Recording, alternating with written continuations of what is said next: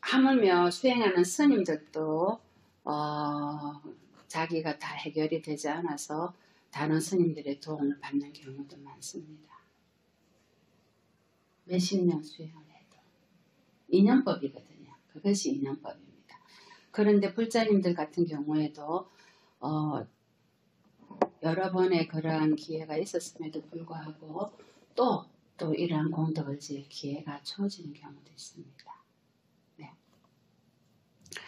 제가 인도에 가니까 우리 국어 교과서에 가을 되면 낙엽 지고 겨울 되면 눈 오고 그랬잖아요. 국어 교과서에 글이 나와요. 봄 되면 꽃이 피고. 근데 인도 가니까 사계절이 꽃이 피더라고요. 또 사계절이 낙엽이 지고 히말라야 산에 가니까 사계절이 눈이 오고. 그래서 정해진 법이 없더란 말입니다. 금강경의 부처님 말씀대로 무유정법이라 고정관념을 버려라 하셨거든요. 정해진 법이 없다. 인연법대로. 그죠? 이것이 나한테는 약인데 그이한테는 독이 될 수도 있고 그이한테는 약인데 나한테는 독이 될 수도 있다는 말입니다. 그것이 뭐냐면 지금 현재 필요에 의해서 인연법대로 주어지는 거죠. 더러운 겐지스 혹시 인도 가보셨어요? 아 그래요. 겐지스 강에 가보면 물이 거품이 버글버글해가 썩었거든요. 그런데 이것을 성수라고 개는 와서 목욕하고 소도 목욕하고 사람도 목욕하고 빨래도 빨고 시커멓습니다. 물이. 그리고 시신 태우면 전부 그리 다 버립니다. 그 죄라. 타다 남은 시신도. 말 그래 우리가 보면 쓰레기 지웅창인데도 불구하고 인도에 있는 힌두인들은 거기가 성수, 강가강 성수라고 그 물에다 목욕하고 씻고 그자 그리고 그 물을 떠갑니다. 요만 호리병 같은 병에다 떠가서 집에서 그 성지에 와서 성수물을 떠가서 자기 집에서 몇 년 동안 보관해도 그 물이 썩지 않습니다. 스님도 아니 도대체 왜 안 썩지 싶어서 스님도 떠가봤거든요. 6개월간 보관했는데 안 썩더라고요. 그래서 제가 굉장히 아이러니컬해서 과학적으로 알아보니까 그게 석회석이라 히말라야 산이 석회석 산이에요. 석회석은 물을 썩게 하지 않습니다. 이렇게 뭐가 끼는 거 있잖아. 그래서 제가 누구한테나 인도 10년 후에 제가 뭐냐면 이빨도 금이 가고 뼈도 약해지고 뭐예요? 석회석 물을 먹으니까 다른 물을 사 먹어도 석회석에다 야채를 싣고 그 야채를 먹지 않습니까? 그게 석회석을 먹었던 겁니다. 그래서 인도 가기 전에는 제 피부가 투명해서 우윳빛이었거든요. 옛날에 제가 인도 그 학생증 사진을 보니까 이게 뭔가 싶을 정도로 갔다 오니까 아가 팍 썩어버린 거예요. 그게 석회석 물입니다. 보살이. 이게 썩은 모습이 이만큼이니까 썩기 전에는 어땠겠어요, 그죠? 그래서 물이 안 썩었던 겁니다. 근데 그들의 믿음도 있겠죠. 이거는 성수다. 자, 하루는 부처님께서 탁발을 하러 갔습니다. 탁발을 하러 갔는데 겐지스강을 건너게 됐습니다. 웬 청년이요. 인도 가보셨지만 새벽에 가니까 전부 거기서 목욕하고 담갔다가 일어나서 절하고 동서남북으로 절을 하고 그죠? 그래가지고 떠오르는 태양 보고 또 절을 하고 그럽니다. 그래서 웬 청년이 동서남북으로 절을 하고 있는 걸 보고 부처님께서 그 청년을 보게 됩니다. 불렀어요. 내가 왜 동서남북으로 절을 하느냐니까 아버님이 몸을 바꿀 때 요원을 하셨는데 아침마다 가서 동서남북으로 절을 하면 네가 좋은 일이 있을 것이다. 사실 그 아버지는 불자고요. 이 아들은 힌두이즘이에요. 아버지의 의도가 뭐였어요? 언젠가 부처님 만날 거라 알고 있었어요. 부처님께서 이 아들을 보면 분명히 부처님께서 법문을 해줄 거라는 거 아버지가 알고 있었어요. 그래서 아침마다 가서 절을 하려는데 아버지 의도대로 부처님을 만나게 된 거예요. 그래서 이 아들이요. 아버님을 시켜서 자기가 평소에 아버지 살아계실 때 불효자였는데 아버지 돌아가시고는 후회가 돼서 아버지 시키는 대로 한다 이럽니다. 그치 아들이 부모님 살았을 때 말 좀 잘 들으면 얼마나 좋아 그지? 꼭 몸 바꾸고 나서 후회해가지고 열심히 한다고 해도 몸 바꾸고 열심히 해도 살아서 잘 동행하는 것만 못해도 말입니다. 그죠? 그래서 아들이 막 절을 한 게 부처님께서 뭘 하십니까? 응? 이렇게 법문을 하십니다. 오늘 우리 보시는 게 한 법문입니다. 성스러운 제자는 6가지 방향을 감사해서 그 6가지의 수행을 해야 되는데 내가 6가지 방향을 따라서 절을 하는데 그 절의 목적이 무엇이냐? 아버지 시키는 대로 했습니다. 내가 지금부터 법문할 땐 잘 들어라. 응? 동쪽 방향을 부모라고 생각해라. 동쪽은. 서쪽은, 남쪽은 스승이라고 생각해라. 서쪽은 자식과 아내라고 생각해라. 북쪽은 친구와 동료라고 생각하고 아래 방향은 하인과 고용인들이라 생각하고 이 방향은 수행하는 스님이나 힌두이들에서 바라는 요기들이죠. 라고 생각해라.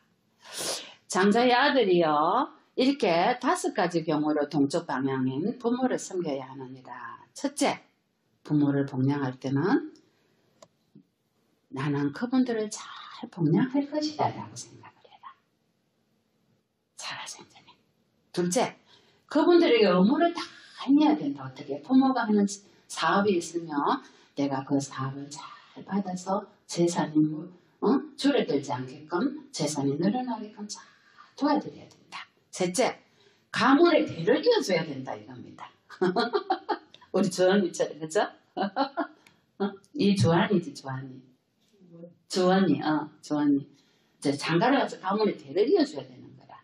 네 번째, 유산. 부모가 혹시 유산을 남겼으면 부모님께서 이 유산을 어떻게 잘하고 해라 하면 그 마음 부모님께서 남기신 그거대로 훈육대로 잘 실천해야 되느니라. 함부로 방탕하고 노름하고 색을 즐기고 그래 하지 마라 이거라. 다섯째, 부모가 돌아가시면 그분들을 위해서 잘 보시를 잘 해드려라. 바로 오늘처럼입니다. 부모님에게 부모님에게 공양 올리는 공덕을 해양해서 공덕이 되게끔 지어드리고 법문을 드릴 기회를 드리고 참여할 기회를 드리고 또 전상회로 가실 기회를 지어드려야 됩니다. 자, 장자의 아들이여 이와 같이 아들은 동쪽 방향의 부모를 잘 섬겨야 되느니라. 그러면 부모는 어떻게 아들의 사랑으로 돌봐야 되는 줄 아느냐? 부모도 의무가 있을 거 아니에요. 그죠? 그래서 아들의 사악한 곳을 가는 것을 못 가게 멀리하게 도와줘야 됩니다. 응? 사태 못으로 아들을 선하게 잘 살도록 선을 가르쳐라. 이 말은 단마입니다. 법을 가르쳐라. 셋째는 기술을 가르쳐서 밥을 먹게 해라. 기술을 가르쳐라. 넷째는 잘 어울리는 말 잘 듣고 선한 아내와 인연을 맺어줘라. 다섯째는 적당한 때에 대해서 몸을 바꾸기 전에 유산을 물려줄게. 유산이 있으면 물려줄게. 이 5가지를 잘해서 아들은 동쪽 방향 부모를 잘 섬기고 부모는 이러한 아들의 사랑으로 돌봐야 되느니라. 이렇게 해서 동쪽 방향을 감사하고 안전하고 두려움에 되는 것이 동쪽으로 절을 하는 목적이니라. 알게 됐잖아요. 그죠? 무작 빼기로 막 절을 했거든요. 자, 그러면 어떻게 남편과 아내를 잘 섬겨야 하느냐? 서쪽 방향은 남편과 아내입니다. 응? 자, 남편은요 5가지로 아내를 잘 섬겨야 됩니다. 어떻게? 아내를 존중해야 된다. 아내를 존중해야 됩니다. 둘째는 아내를 얕보지 않아야 됩니다. 셋째는 바람을 피우지 않아야 됩니다. 다른 여자를 두고 바람을 피우지 않아야 됩니다. 넷째는 집안의 권한을 넘겨줘야 됩니다. 10은 어디 썼어? 20은 어디 썼어? 당신 어쩌고 하는 남편들이 있습니다. 모든 것을 부인을 믿고 권한을 남겨줘라. 5번째는 때로는 한 번씩 검은 장신구를 사줘라. 여자는 아름답게 꾸미는 걸 좋아하기 때문입니다. 그래서 남편이 혹시 백도 사주고 팔찌도 사주고 목걸이도 사주고 귀걸이도 사주는 남편 아주 멋진 남편입니다. 누구는 웃는데 누가 왜 웃는지 압니다. 오늘 저녁에 업어주세요. 네. 그러면 아내는 어떻게 남편을 사랑해야 되겠습니까? 응? 첫째는 맡은 일을 잘 처리하고, 남편이 맡겼잖아. 모든 것을 잘 처리하고, 두 번째는 주위의 친척들이나 많은 사람들을 잘 챙겨야 됩니다. 혹시 아픈 데는 없는지, 부족한 건 없는지. 세 번째는 아내 또한 바람을 피우지 않아야 됩니다. 요즘에 여성들도요, 한 명은 모질한 듯 같아요. 어떤 보살님 그러대 저거. 두 명이서 있어야지 뭐 목에 힘을 준다 카드 나가서 말할 때. 진짜니까.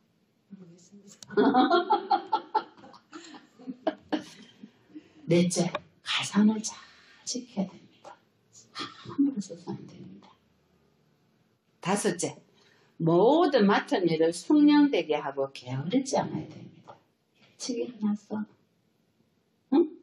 일찍 일어나서 깨끗하게 씻고, 시간을 깨끗하게 깔끔하게 정리하고. 이게 5가지 부인이 남편한테 해야 되는 업무입니다. 자, 이렇게 해야 서쪽으로 절을 하는 목적이지, 너처럼 서쪽에다가 아무 때나 무작비로 절을 해서는 안 된다. 이 말씀입니다. 그래서 부처님께서 쌍갈러, 우리 교계 신갈라경이라고 한국에서는 그렇게 얘기합니다. 쌍갈라와다 숫다에 서로서로 어떻게 책임감이 있어야 되는가. 남편과 아내와 부모와 자식 간에, 또 부처님께서는 친구와 동료들 간에, 스승과 제자 간에 또 말씀을 하셨습니다. 이렇게 우리는 각자가 주어진 맡은 바 일을 잘 함으로써 서로가 존경하고 기이 여기고 해야지만 집안과 가정과 가사, 사회가 무난하게 잘 돌아갈 수 있습니다. 부처님께서 이렇게 구구정량하게 어쩌면 이렇게 아내와 남편 사이에, 부모와 자식 간의 업무도 이렇게 잘 설명해 주셨을까요? 저희들의 후대인 저희들 2600년이 지난 지금도 불자님들이 가정에서 이 굴개 신활력경을 손수 책임감을 가지고 실천하려고 노력합니다. 그래서 오늘 초청한 오늘 보살님께서는 아드님에게 좋은 여자를 만나서 어쨌든 장가를 보내야 되지 않겠습니까? 집안에 대를 이어야 되고, 집안에 가원을 이어야 되고, 하는 일도 이어야 되고, 할 일이 큽니다, 주원이가. 그죠? 제가 너무 미안해서 주원이한테 네. 야단을 해도, 제가 이제 옛날에 주원이가 절에도 많이 다니고 그랬어요. 네. 근데 요새는 절 이야기를 못하게. 그럴 땐 지혜가 필요합니다. 지혜가. 아이가 좋은 마음을 일으킬 수 있도록 지혜롭게 해줘야 됩니다. 무슨 말인지 알겠죠? 아이가 싫어하는 건 하지 말고 또 지혜롭게 아이한테 굳이 눈에 띄지 않게 엄마가 지혜가 필요합니다. 남편에게도 다 말 못하지 않습니까? 그죠? 보살님은 집안의 가정의 평화를 위해서, 또 아이가 좋은 인연을 만나서 백년 백피를 만나기를 원해서 이렇게 열심히 기도하고 수행하시는데 잘 모릅니다. 그러니까 마음을 여기 다 내놓고, 부처님 어쨌든 도와주십시오. 우리 아들이 좋은 인연을 만나게 도와주시고, 조상님 어쨌든 도와주십시오. 우리 아들이 좋은 인연을 만나서 대를 잇게 해주십시오. 이렇게 기도를 해야 됩니다. 자, 그래서 부처님께서는 이 세상에 온 이유가, 우리가 이 세상 온 이유가 뭡니까 진짜? 왜 오셨어요? 아이고, 스님 업이 있었어요. 올 수밖에 없었습니다. 그런데 우리가 업을 배우고 나니까 내가 업이 많아서 이렇게 사바세계 와서 이렇게 고생을 하고 있구나 알지. 업을 알기 전에는 내가 왜 와서 이렇게 고생을 하고 타설했지 않았습니까? 그죠? 우리가 이 세상에 온 이유는 보원, 보은하기 위해서 왔습니다. 보원은 뭐다? 빚 갚기 위해서. 보은은 뭐다? 은혜를 갖기 위해서. 응? 부처님 은혜를 갖기 위해서. 부처님 은혜를 갖기 위해서. 자, 보원은 뭐다? 전생에 빚이 있는 사람, 이 생에 가정 전부 남편, 부인, 자식으로 만나서 시부모, 친정부모 다 형제 자매로 만나서 빚 갚으러 왔습니다. 그래서 열심히 지금 빚 갚고 있지 않습니까? 뼈가 무너지도록. 자식도 잘 키워서 실장가 보냈는데 저거 자식도 봐달라고, 그치? 또 집도 봐달라고 하고 또 엄마 집 사는데 돈 좀 달라고 하고 무슨 빚쟁이 그런 빚쟁이가 있습니까? 줘도 끝이 없는 것이 그 빚쟁이입니다. 그래서 은혜를 갚고 원수를 빚을 갚기 위해서 이 세상에 왔습니다. 그래서 어찌해야 되겠습니까? 어쨌든 과거 전생에 지은 업이 있으니까 빨리빨리 녹여야 되지 않겠습니까? 업이 녹으면요 저절로 떨어집니다. 보살님 자식이 멀리 가면요 안타까워하지 마십시오. 아이고 내가 빚이 다 갚으니까 멀리 가는구나.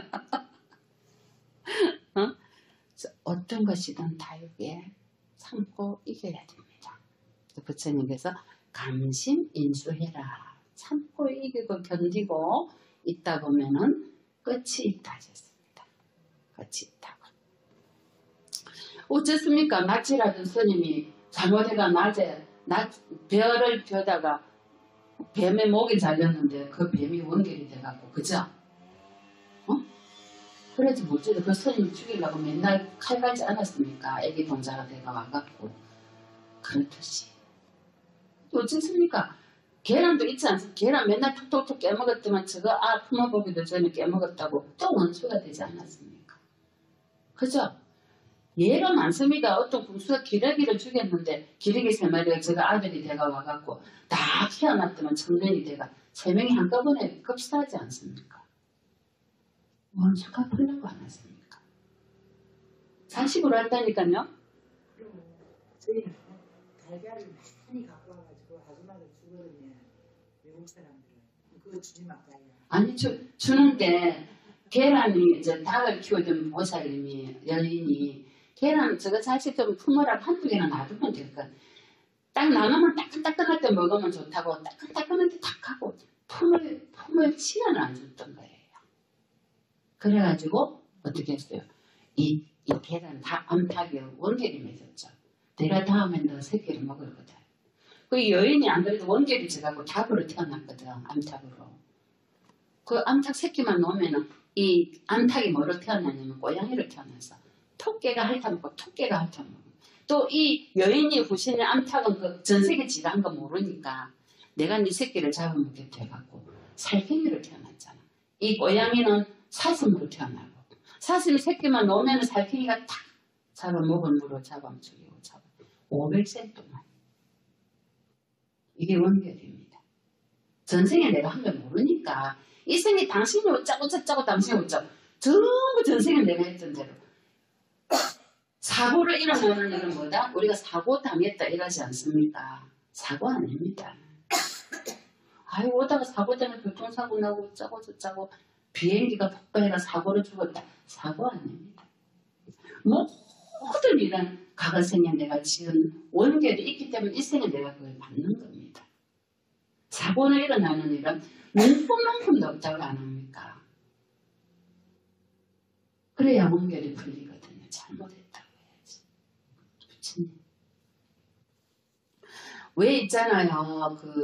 우리가 중생이 윤회하는 이유는 그 뭐예요? 새똥구리로 태어난 벌레 있었죠. 그게 뭐예요? 그 여인이 왕의 정부인이에요. 항우예요. 우빠리 왕비인데요. 과거 인도의 가시국에 아사카 왕이 있었어요. 아사카 왕이 정비야, 정비.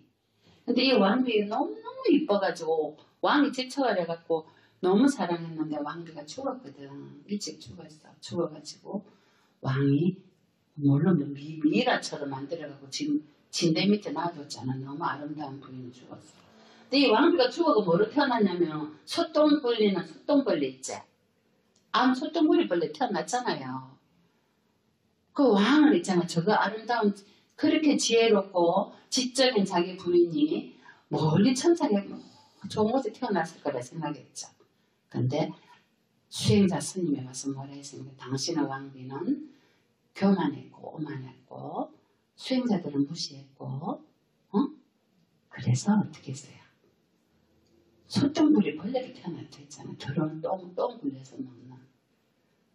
그래서 아니라고 안 믿었잖아, 이 왕이. 그러니까 그렇게 지적인 내 부인이, 그렇게 아름답고 우아한 부인이 소똥구리 벌레로 나왔을 리가 없다 이거죠. 그래서 이 수행자 스님이 암새똥구리를 부르잖아요. 불러서 너가 전생에 뭐였냐고 한 게 신통력으로 말을 하게 만들었거든. 그러니까 이 새똥구리가 뭐랍니까? 나는 전생에 아사카 왕의 부인이었다. 지금 내가 아사카 왕을 사랑하느냐 이런 게 뭐랍니까? 좀 존자요. 저 아사카 왕은 저를 사랑하고 저를 참 좋아하고 저도 저 아사카 왕과 쾌락을 즐기면서 정원을 거니면서 그렇게 살았는데 지금 새로운 삶을 받아서 즐겁고 괴로움을 느끼고 행복합니다. 새로운 삶은 뭡니까? 새똥구리 벌레. 누구를 사랑합니까? 모르겠어요. 저 수새똥구리 벌레를 사랑합니다. 그래서 수새똥구리를 부르니까 똥 구덩이에서 나오는 거예요. 너는 왜 저는 너를 그리 사랑해서 저렇게 침대 밑에다 두고 있는 저 왕을 사랑하지 않느냐? 저는 저 왕을 지금은 사랑하지 않습니다. 저 왕을 죽여서 그 피로 지금의 내 남편이 저 수새똥구리에 다리를 씻어주고 싶습니다. 자, 왜 이런 일이 있겠습니까? 보살님. 응? 우리가 다음 생에 재생연결식으로 들어가는 업을 결정하는 것은요. 죽음 직전에 아니면 살면서 내가 어떤 마음을 쓰느냐거든요. 이 여인은 오만하고 교만하고 수행자를 무시하고 그리고 자기 미모에 대한 자만심이 굉장히 컸습니다. 내가 이 세상에 가장 아름다워. 나는 왕의 부인이야.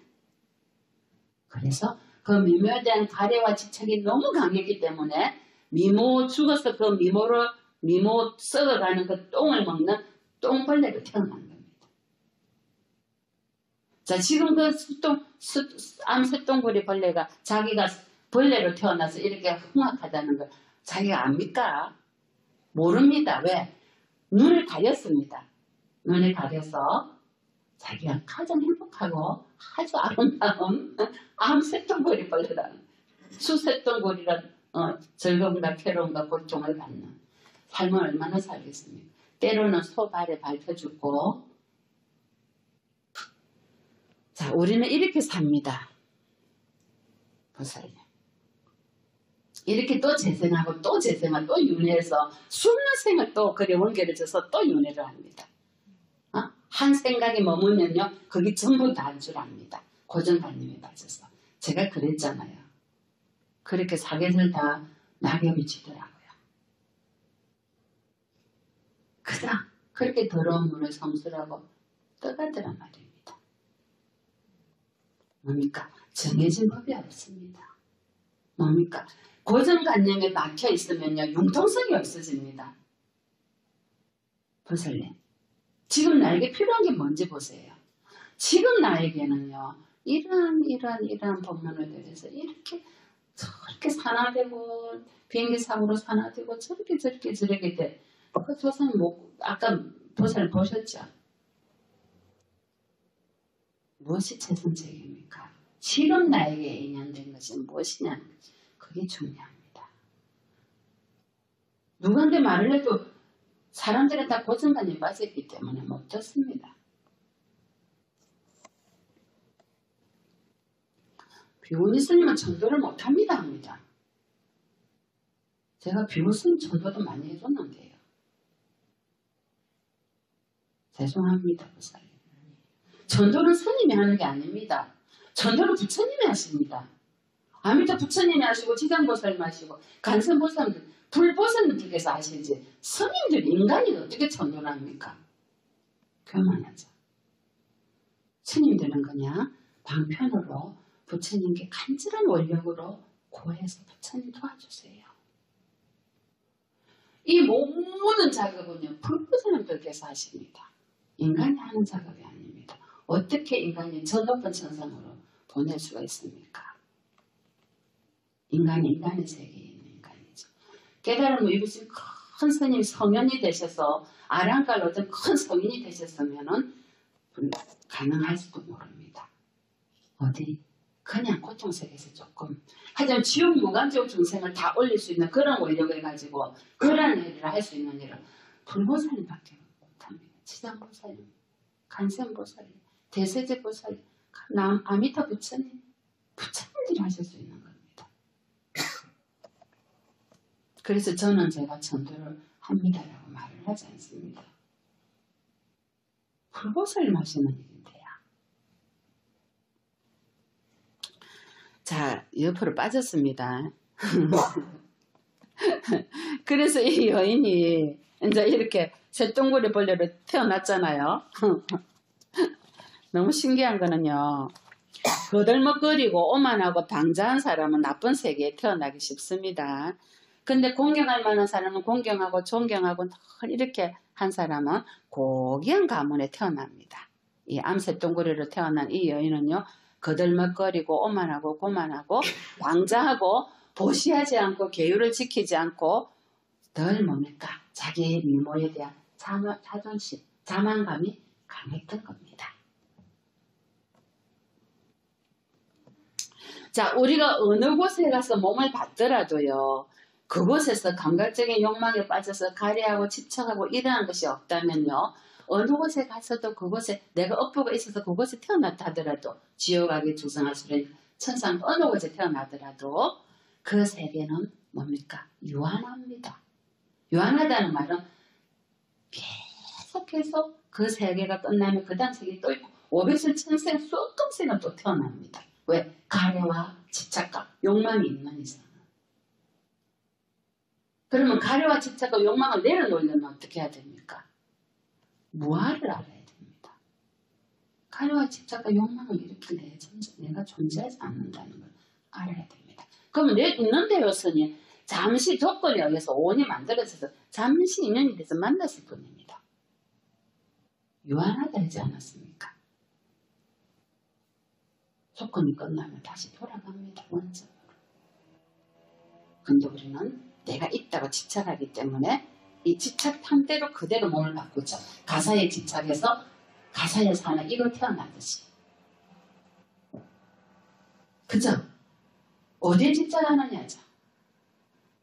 그래서 자기의 미모에 빠져서 살다가 죽어 썩어 문드러진 육체의 똥에 집착하는 새투구리 벌레로 태어났던 겁니다.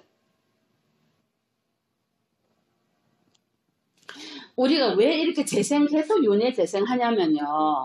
선한 업이든 악한 업이든 의도적인 행위로 새로운 재생이 되는데요. 가려와 집착하고 제가 좋아하는 거 이런 것에 탐욕을 일으키다 보니까 바라는 마음이 생깁니다. 그죠? 그 바라는 마음이 어떻게 합니까?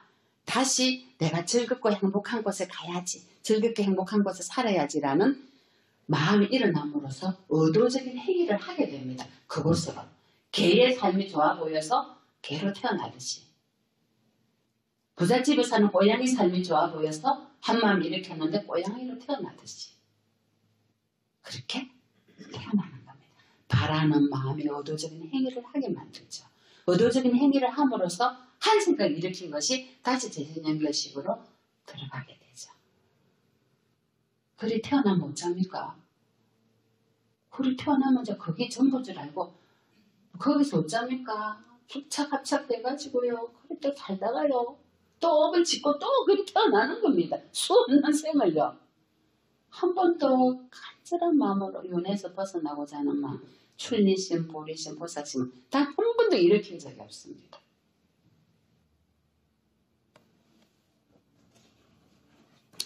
자, 오늘 초청한 영가님들께서는요. 아무쪼록 이러한 이치를 아셔서 공의 이치를 깨닫고 이 세상은 원결은 또 원결을 부르고 인간은 또 반드시 또 다른 인간을 부른다는 걸 아시고 더 이상 원인을 만들지 않아야 됩니다. 선업이든 악업이든 제가 뭐라 했으니까 신앙이 갈수록 이 연속으로 대추나무 열매듯이 주렁주렁 늘어나거든요. 그래서 악한 업은 반드시 참여하고 다시 짓지 않고요. 선업은 더 짓도록 노력해야 됩니다. 악한 가보심에 의해서 이 생에 누구를 만났는데요. 줄없이 그이가 믿습니다. 왜 절에 오면은 유독 미운 사람이 있지 않습니까? 과거생의 원수였기 때문입니다. 그 절에 가면 그 사람 보기 싫습니다. 주는 것 없이 뭐라 하지도 않았는데도. 그러면 과거심에 악한 과거심으로 일생에 다시 만났는데 왜 내가 절에 와서 그렇게 잘생긴 송중기를 안 만나고 저희를 만나가고 돈 볼 때마다 내가 기분이 나빠. 그지? 자, 이거 녹이는 방법은 뭐겠습니까? 그럼 내 생에 또 원수를 만나서 한 입을 덮는 부부를 만날 수도 있거든. 부부는 두 가지. 너무 사랑해서 만나는 경우가 있고 너무 미워서 아이고 저 인간 했던 게 만나는 경우가 있습니다. 자, 그럼 이걸 녹이는 방법은 뭐겠습니까? 악한 갑오심으로 해서 과거생에 그런 악한 갑오심 이 생에 그냥 만나면 보기만 하면 싫어요. 이걸 녹이는 방법은 내 마음에 쏟지 않아야 되겠죠.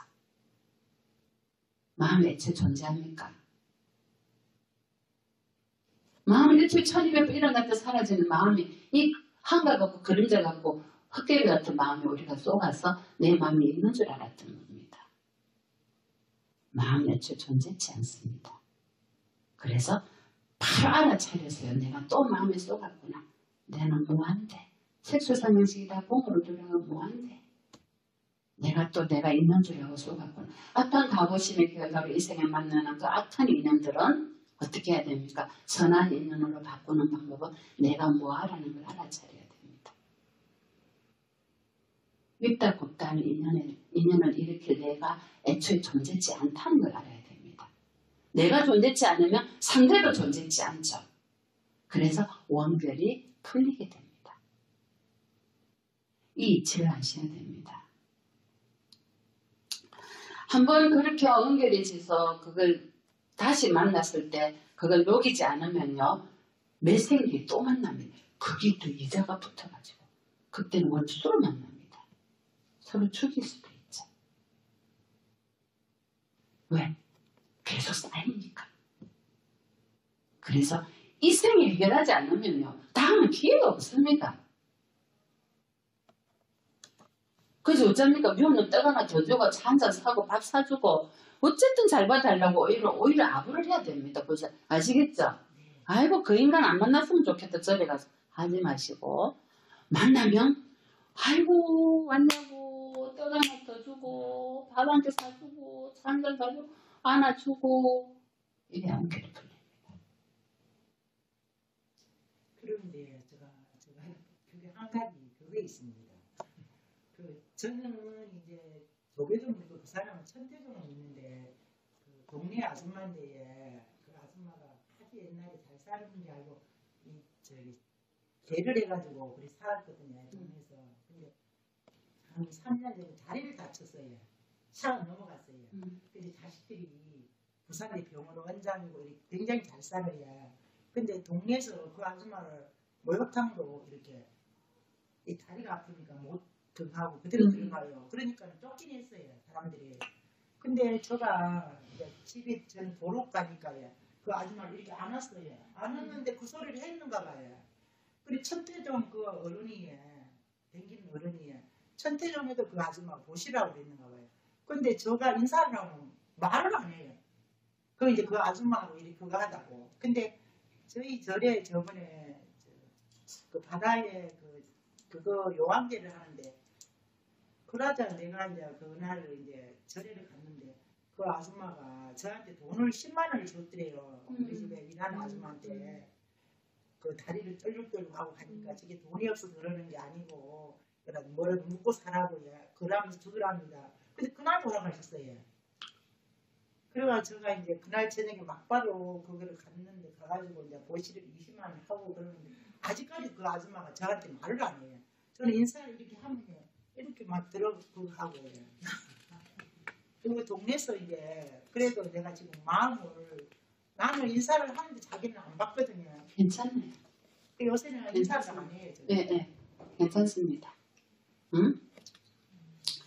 자, 그래서 그러한 인연일수록 더 부살님께서 그렇게 잘 하세요. 잘 하셨네.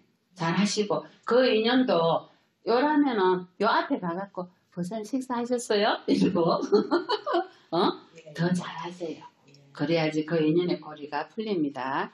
자, 이래서 부처님께서 하신 말씀입니다. 모든 것이 무상하고 모든 것이 무성으로 일체법이 평등하고 생겨남이 없으므로 일체법이 평등하고 사라짐이 없으므로 일체법이 평등하다 하셨습니다.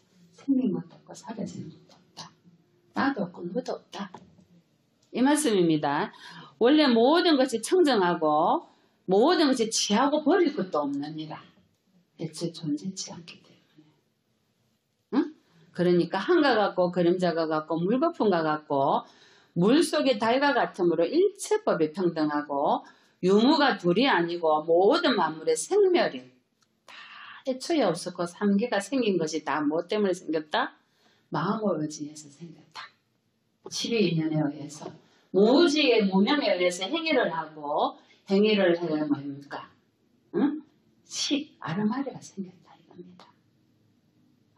아르마리가 생김으로 해서 육체와 정신이 만들어졌어요. 육체와 정신이 만들어지고 나니까 안이비실실은 육근이 만들어졌죠. 그래서 육근의 접촉에 의해서 느낌에 쏘가서 가래와 집착이 생겼고 가래와 집착이 다시 태어날 곳에 재생연결식을 하는 곳에 만들어진 거죠. 자기가 스스로만 애초에 마음 한 번 일으킴으로써. 그래서 마음이 한가 같고 그림자 같은데 어디에 마음에 머무는단 말입니까? 나도 없고 너도 없고 중생도 없고 일체 모든 것이 공의 이치를 깨달으시면요. 여러분은 열의 옷을 입는 것과 같습니다. 부처님께서 법화경에서 말씀하셨죠. 삶은 참 짧습니다. 부사님. 우리는 100년도 못 살다가 갑니다. 인생의 100년이 도솔천의 새벽 6시입니다. 하루도 아니고 새벽 6시. 도리천의 낮 12시입니다. 인생의 100년이. 인간의 100년이 말입니다. 그렇게 허무하고 무상한 세월을 살다 갈 건데 어쩌고 저쩌고 무엇이 남편이 어쩌고 아내가 자식이 어쩌고 저쩌고 내비 두세요 그냥. 우리 자기들 딴에 열심히 산다고 사는 겁니다. 그게. 내년에 밤에 안 차도 뭐하러 왔다 했습니까? 이 세상에. 거의도 원수 갚고 빚 갚고 은혜 갚으려고 왔거든요. 나도 빚 갚고 원수 갚고 은혜 갚으려고 왔고 내 뜻에 다 맞춰주기를 바라지 마십시오. 열심히 거의도 빚 갚고 있으니까. 그럼 나는 어찌해야 되겠습니까? 내비 갚으면 되죠. 내비 그렇게 바쁜데 지금 어쩌고 저쩌고 할 시간이 어디 있습니까? 내 공덕 짓고 내비 갚기 바쁘죠. 그래서 부처님께서는 중생이 애착하는 것 때문에 슬퍼하고 영원히 소유하려고 슬퍼하고 자기 거라고 집착해서 슬퍼한다. 오늘 초청한 모든 분들이시 아무쪼록 부처님의 이 가르침에 따라서 어느 것에도 머물지 마시고 높은 천상에 건강항생하셔서 무생법을 이루시기를